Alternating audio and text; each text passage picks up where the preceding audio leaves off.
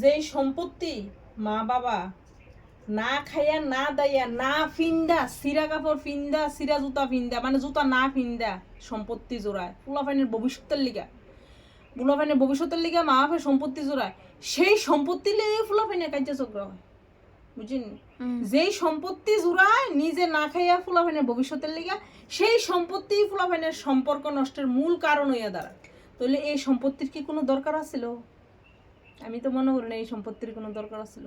সম্পত্তি না জোড়াইয়া নিজে খাইয়া যাও, নিজে ফিন্দা যাও, নিজে সুখ অনুভব করে যাও, নিজের আনন্দ ফুর্তি নিজে করে যাও।